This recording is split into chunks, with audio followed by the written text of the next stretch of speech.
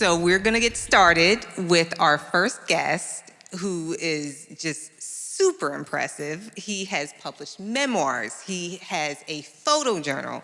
He is an anchor on a podcast on KQED. I would like for you all to meet and join me in welcoming Pendarvis Harshaw.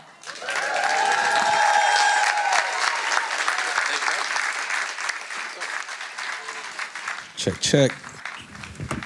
Ugh, it's a little high for me. How y'all doing today? Hey. All right. Bro, thank you for pulling up, man. This means a lot, for real. Just being a fan of you, how intentional you create, and the stories you share means a lot. So thank you for pulling up. Thank you. We're so excited to have you here. And I mean, I'm new to Oakland. I am still learning everything. And you seem like the guy to know. Like there's plenty of us. There's plenty for sure, yeah. But you're definitely a great person to know.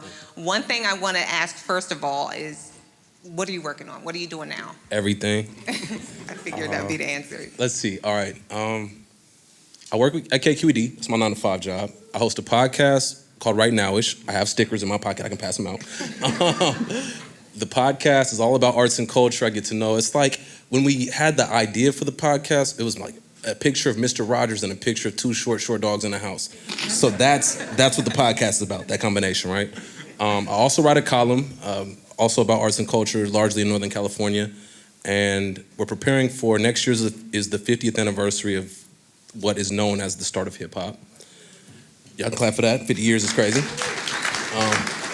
And next year, KQED is going to do a year-long series about what the Bay Area has done to contribute to the history of hip hop. And I want to do a podcast specifically focused on the year 2006 because that was an extremely significant year for hip hop and also for myself. Tell me when to go, blow the whistle, all that, right? So that's just in KQED, right? And then outside of KQED, I host a podcast called A Podcast for Pops. It's about fathers who've navigated the family court system. And it's some heavy conversations. It's really therapeutic. And then outside of that, I got this project. We just completed it. It's called Facing Life. It's, all right? Facing Life is heavy. It's the story of 8 individuals who all had life sentences in California's prisons, but because of changed laws, they've all been released. And now the question is, who's there to assist them as they navigate society again? And so for 3 years, we followed these individuals around. They're all across the state, 5 men, 3 women. And we created this multimedia website that has 360 video and cinemagraphs. And it's really a critical look not only at the prison system, but community and how community looks at people who have this scarlet letter next to their name. You said something really important. Everything was your answer right away. And I think a lot of folks in here, I see a lot of creators in here that I've collaborated with and so forth that do everything, but that next tier is the respect that comes with doing everything. You know, first it starts as a necessity, but then you develop that skill in multimedia, podcasting, journalist, photographer. How do you decide which vehicle to use and for different stories? How do you pick? What is that process like for you? Yeah, this came up in a conversation 2 weeks ago. We were presenting Facing Life in Boston at Emerson College, a communication school. Flex, come on. Flex, come on. Right? You know, that was before Yale, but but really, we're in Emerson College, and one of the students asked that question, you know, how do you decide what medium to use to tell your story?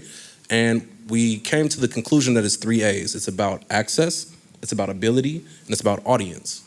Again, access, ability, audience. And yeah, go ahead, write that down, right? But it's really important to know what your ability is and also continue to grow. It's another thing to know about access. So we didn't have access inside of prisons. I've worked with the San Quentin News. I've worked in California Medical Facility in Vacaville. I've been inside prisons, but I couldn't bring cameras inside the prisons, right? But I knew I could meet people at the door. So that's where we made that decision.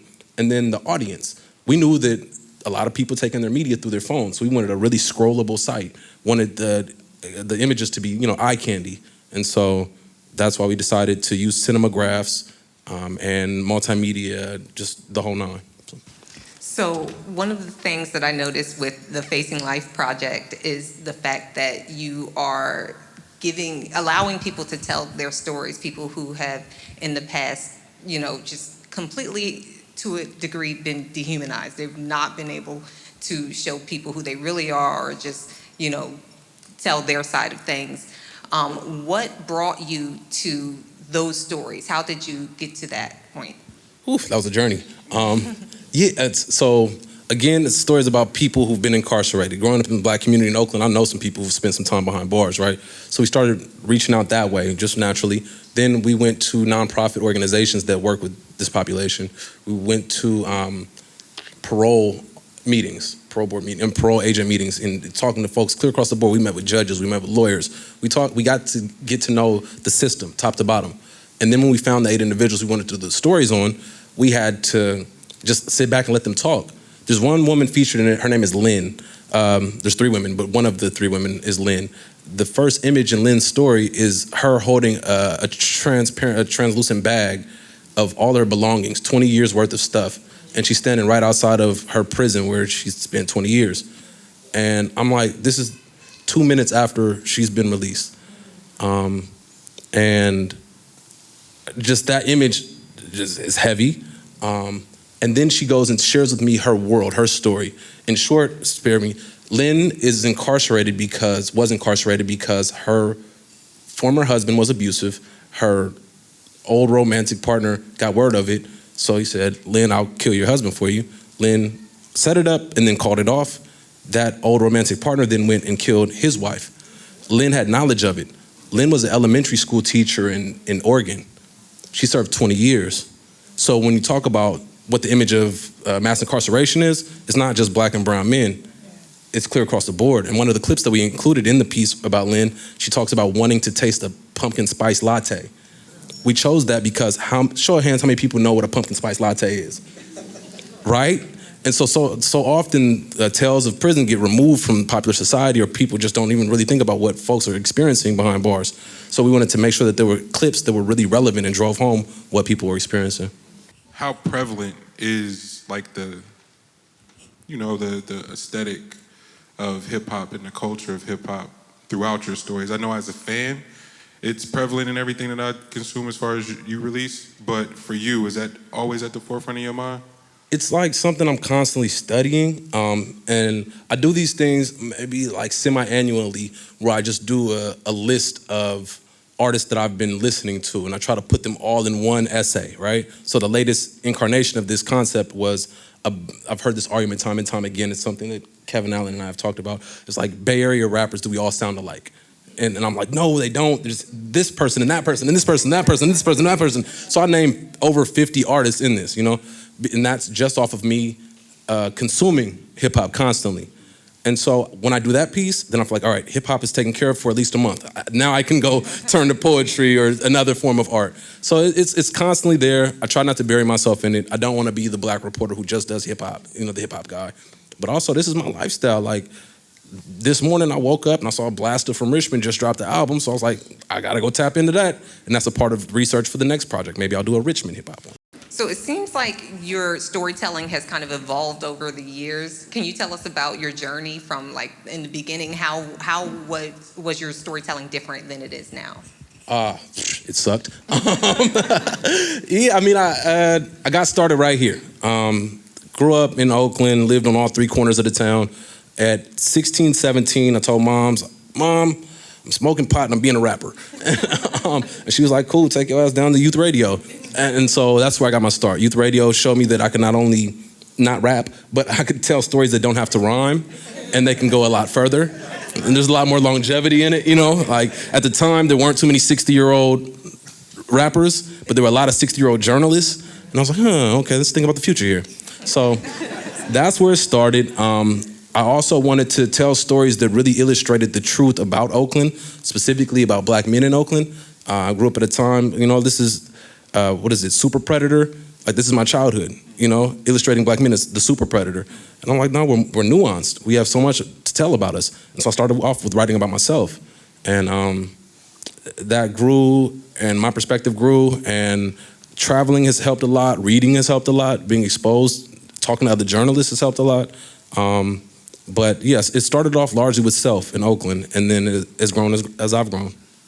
To wrap up this segment with you, if you could, because you spoke about spaces like youth radio, what do events and gatherings with this much intention like that, how, in your estimation, this is like from you, how does it like serve cultivating community? What could be done better? What do you see? What gaps need to be filled as far as the creative community in Oakland for you?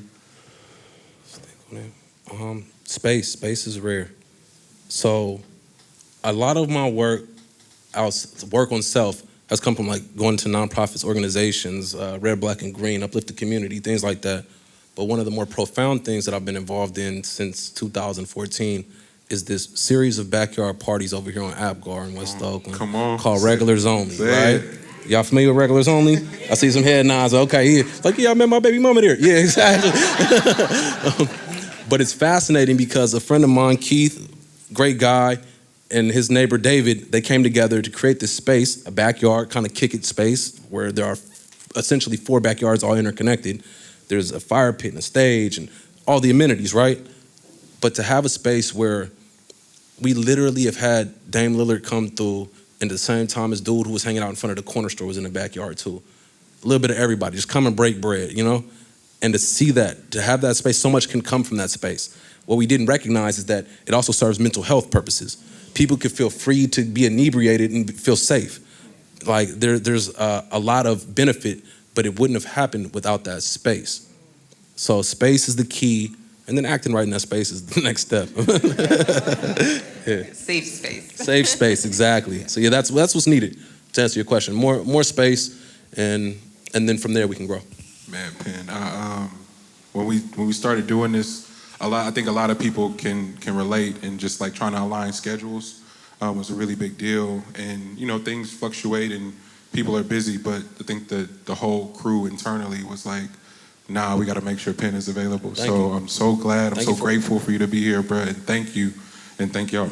Yeah, thank you for accommodating me, man. Thank you. It was a pleasure.